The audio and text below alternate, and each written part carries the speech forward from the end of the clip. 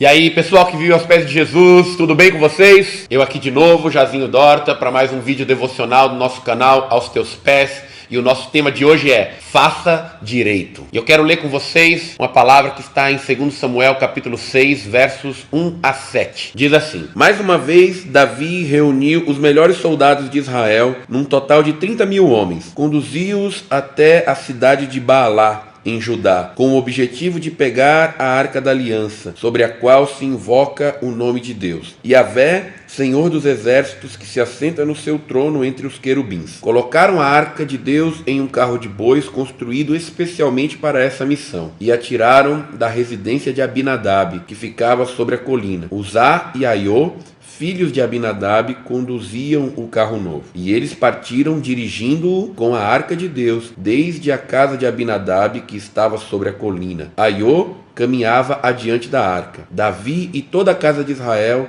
se alegravam perante o Senhor, com todo tipo de instrumentos feitos de pinho, como também harpas, saltérios, tamboris, pandeiros e símbolos. Quando chegaram à eira, ao campo de descascar cereais, que pertencia a Nacon, os bois tropeçaram. Então Uzá estendeu a mão e segurou a arca da aliança. Imediatamente a ira do Senhor se acendeu contra Uzá, e Deus o feriu por seu erro, e Uzá morreu ali mesmo, junto à arca de Deus.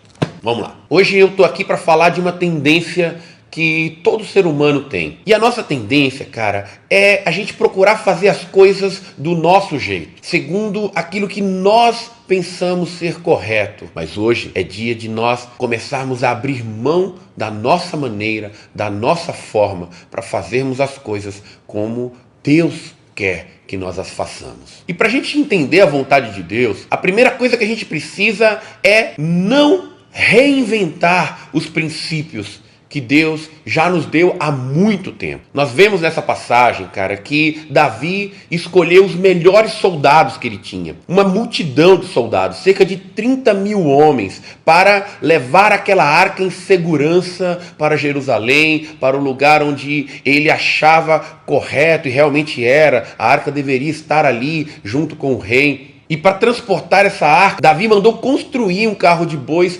especialmente para aquele trabalho. Aquele carro nunca tinha sido usado para nada mais. Então, ele mandou construir algo exclusivo para Deus. Mas Davi só estava esquecendo de uma coisa. Deus nunca mandou soldados carregarem a arca. Esse trabalho era exclusivo dos sacerdotes. Por melhores que fossem os soldados, eles não tinham essa instrução. Deus não queria que eles fizessem aquele trabalho. E Deus também nunca mandou que bois transportassem a sua aliança. Isso deveria acontecer sobre ombros dos homens que foram escolhidos para esse ofício. Aí você se pergunta, Davi não sabia disso? Ah, ele sabia. Davi conhecia toda a lei de Moisés. Davi conhecia todos os escritos dos profetas. Davi, ele sabia tudo como deveria ser feito. Mas é aí que ele errou. E muitas vezes nós erramos da mesma maneira. A gente tenta modernizar a lei.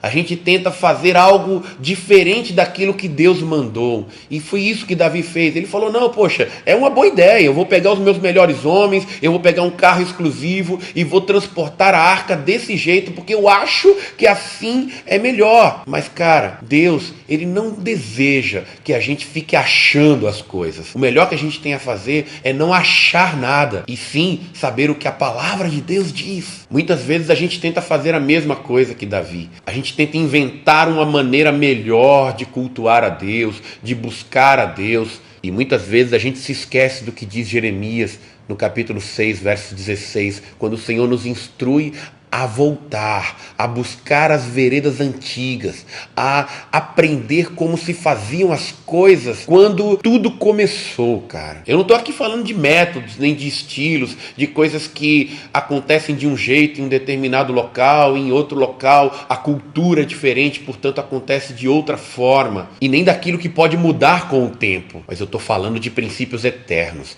de coisas que nunca vão mudar, do que a palavra de Deus diz, que passarão os céus e a terra, mas as minhas palavras nunca passarão. Sabe, cara, A gente nunca pode inventar um substituto para os nossos joelhos no chão. E jamais podemos inventar um substituto para a palavra de Deus, para os nossos olhos fixos nela, de maneira que a gente aprenda esses princípios e aplique na nossa vida. Mas sabe uma coisa que eu sempre me perguntei, vendo este episódio onde Uzá, só porque a arca caiu e ele foi lá tentar escorar a arca e tocou nela e o cara foi morreu. Eu sempre me perguntei, poxa Senhor, será que isso não foi de certa forma desproporcional? Enquanto eu meditava nessa passagem agora, eu me deparei com uma pergunta que veio ao meu coração. Quem realmente matou Uzá? Será que foi Deus que matou Uzá porque ele realmente quis fazer isso? Mas aí o exemplo que veio ao meu coração quando eu estava meditando nessa passagem é de um lugar onde de repente tem algumas crianças brincando.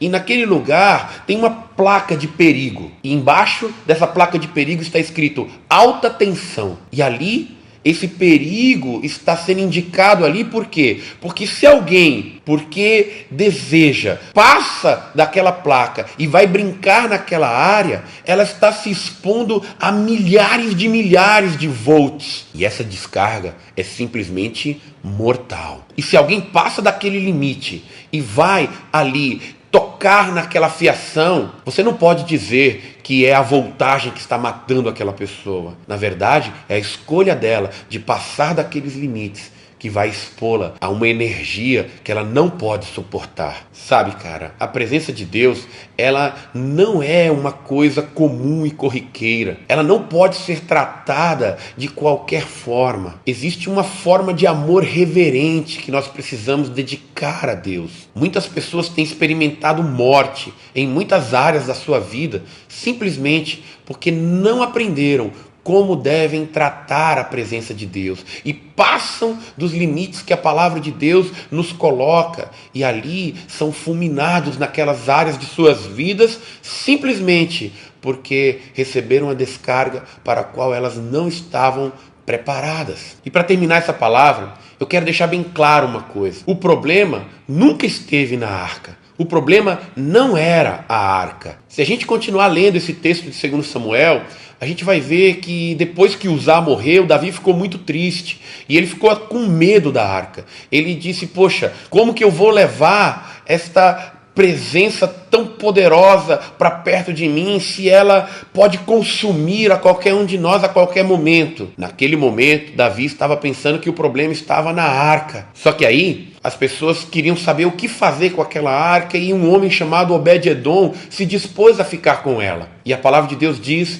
que a arca foi para a casa de Obed-Edom, onde ela permaneceu por cerca de 3 meses ali. E em 3 meses que a arca permaneceu na casa de Obed-Edom, cara, ela transformou a vida daquela família de uma maneira. Ele foi abençoado em todas as áreas da sua vida. E não tinha como negar que a presença do Senhor ali, representada por aquela arca, foi que o abençoou de tal maneira. E aí você pode pensar, poxa, mas quando Uzá tocou na arca, ele morreu. Mas quando Obed-Edom ficou com a arca em sua casa, ele foi abençoado. A conclusão para isso é muito óbvia, é muito clara. O problema não estava na arca. A presença de Deus, ela pode trazer morte ou ela pode trazer bênção. Então tudo depende de como nós lidamos com ela. Se nós lidamos com essa presença de uma maneira correta ou se nós lidamos com a presença de Deus de uma maneira irreverente, de uma maneira errada. Se nós lidamos com a presença de Deus em obediência ou não. Da mesma forma, cara, eu já vi muitas pessoas dizerem que quando começaram a buscar a Deus, quando começaram a ir na igreja, eles têm a impressão de que a vida deles, de certa forma, até piorou. Por quê? Porque estão buscando a Deus da maneira errada. E a sensação que eles têm é que eles passaram daquele limite da alta voltagem que eu falei e receberam a descarga que eles não poderiam aguentar. E morte veio em áreas das suas vidas. Mas quando a gente aprende que a gente precisa lidar com a presença de Deus da maneira correta, não buscando aquilo que Deus pode nos dar, mas buscando a presença dele, quando nós entendemos que nada pode substituir a nossa busca por ele em oração, no estudo da sua palavra, em adoração contínua, Se nós aprendemos a buscar a Deus assim, então essa poderosa presença nos será favorável. Nós estaremos com o cabeamento correto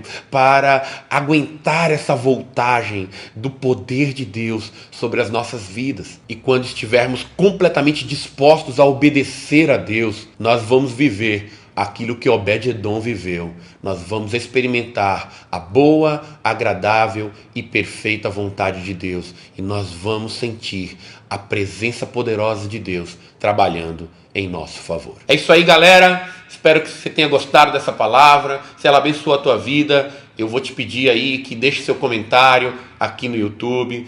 Compartilhe esse vídeo, compartilhe muito, compartilhe nas suas redes sociais, deixe o seu like aí pra gente, seu joinha, e não se esqueça de se inscrever no nosso canal. Divulgue esse canal aí com seus amigos, com a sua igreja, para que essa palavra possa chegar muito mais longe e possa abençoar muita gente ainda. Valeu, galera, Deus abençoe e nunca se esqueça, você existe para viver aos pés de Jesus.